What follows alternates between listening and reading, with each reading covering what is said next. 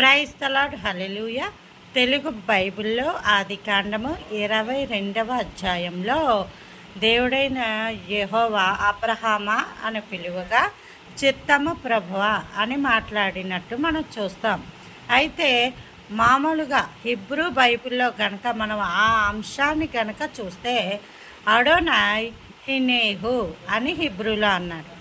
అడోనాయ్ హినేహు అంటే అర్థం ఏంటంటే నేను ఇక్కడ ఉన్నాను ప్రభువా, నేను ఇక్కడ ఉన్నాను ప్రభువా అని అబ్రహాము అన్నాడు.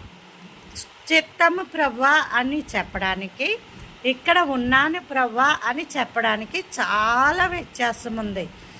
చిత్తము ప్రభువా అంటే అర్థం ఏంటంటే మీరు ఏమన్నా చెప్పండి నేను చేస్తానని అర్థం.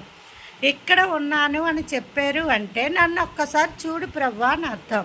రెండిటికి ఎంత వ్యత్యాసం ఉందంటే ఆదికాండము 3వ అధ్యాయంలో దేవుడైన యెహోవా ఏదేను తోటకి వచ్చినప్పుడు దేవుడు ఆదాముని వెతకాల్సి వచ్చింది. ఆదామా నీవెక్కడా అని అడగాల్సి వచ్చింది. అప్పుడు ఆదాము నేను చెట్ల చాటున భయపడి దాగుకొంటిని అని ఆదాం చెప్పాడు.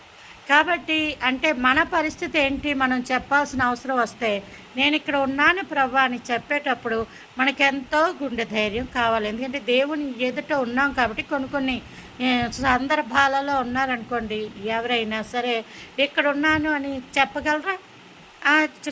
చెప్పలేరు.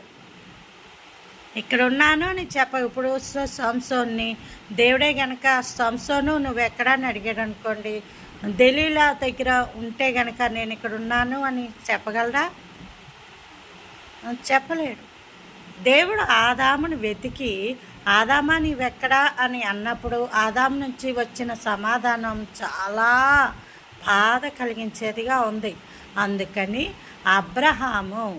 అబ్రహాముని దేవుడు పిలిస్తే ఇక్కడ ఉన్నాను ప్రభా అంటే ఎప్పుడు కూడా మన జీవితాలు దేవునికి తెల్లగా కనబడే విధంగా రహస్యమైనది ఏది లేకుండా నేను ఇక్కడ ఉన్నాను ప్రభా నన్ను చూడు, నా జీవితంలో ఏ పాపమో లేదు అని చెప్పే విధంగా మన జీవితాలు దేవుని ఎదుట నిందారహితముగా ఉండును కాక. Praise the lord, hallelujah.